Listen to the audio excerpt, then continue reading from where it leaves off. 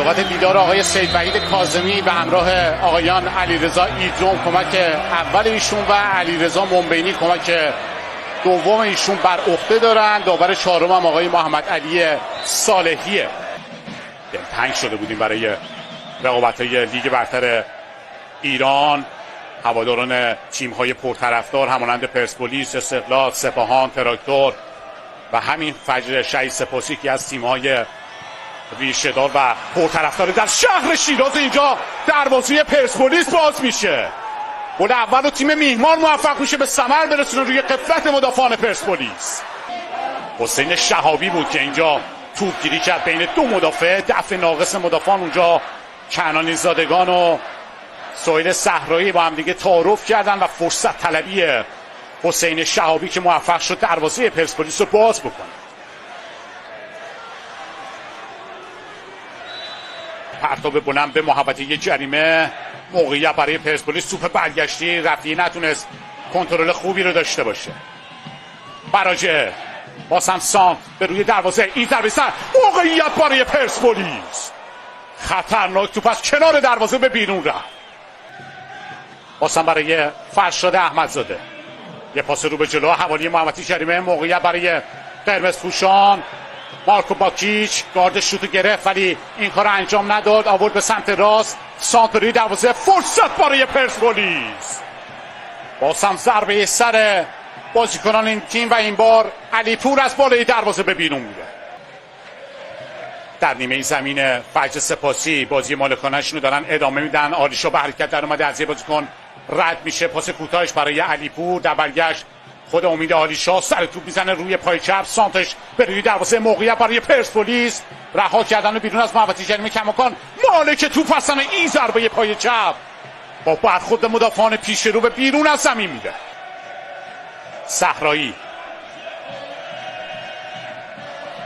سانت بلند به روی دروازه، این ضربه سر، موقعیت خطرناکه به روی دروازه فجر شهید سپاسی. عجب موقعیتی رو از دست دادن و توپی که خطرناک از کنار دروازه به بیرون رفت. ضربه امین کاظمیان. 2-1 به نفع مصر. موقعیت برای فجر سپاسی در محوطه جریمه برای زدن گل دوم. این ضربه از زاویه بسته که کار سختی رو برای مهارش نداشت. سایر بازیکنان پرسپولیس موقع حمله باید اضافه بشن به بازیکنان تهاجمی تا بتونن گزینه پاس باشن برای هافبک‌های ارسال به روی دروازه. این ضربه سر در دهان دروازه، فرصت برای پرسپولیس. برخورد دو بازیکن و توپی که در نهایت دور شد. سمت چپ دید فرشاد احمدزاده رو ولی توپ نرسید به این بازیکن. در مسیر توپ میثم مرادی قرار گرفته، توپ پس گرفتن. حالا بازیکنان فجر میرن که طراح حمله باشن به روی دروازه پرسپولیس. پاس بین مدافعا، موقعیت برای زدن گل دوم از دروازه بانم رد شده و ضربه به سمت دروازه. دروازه رو نجات میده سهیل صحرایی. بردن بازی به کانال میانی زمین با کیچ. منطقه بازی رو برد به سمت راست برای آلیشا. یه تغییر ماسی با ارسال روی پای راست به مقابل دروازه. فرصت برای علیپور، موقعیت برای امید آلیشا. این ضربه پای چپ که راکی کورنر شد. ضربه کورنر حساب روی دروازه. توپ برگشتی میتونه خطرناک باشه به روی دروازه فجر. اورونوف روی پای چپ، ضربه به سمت دروازه.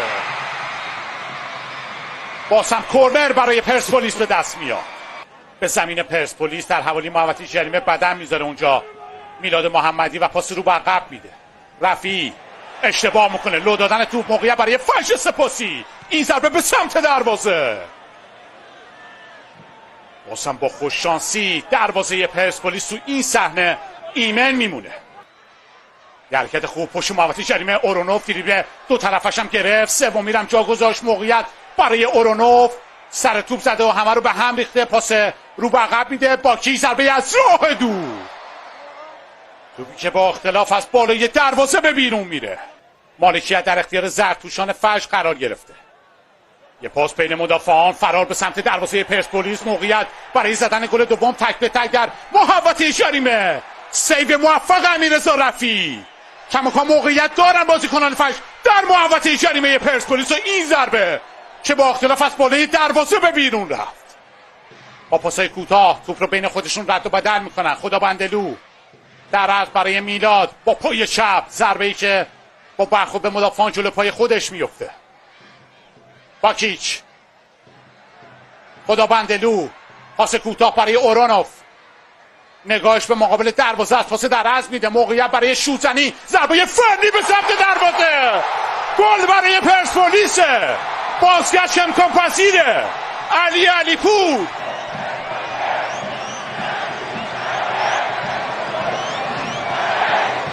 پاس خوب عقب در منطقه 14 زمین، تعویض‌هایی که جواب داد. اورانوف خوبی کاشتن برای علیپور بدون کار اضافه، با یه بغل پای درجه 1 توپ را به گوشه دروازه فجر سپاسی رسوند. نتیجه 1-1 مساوی.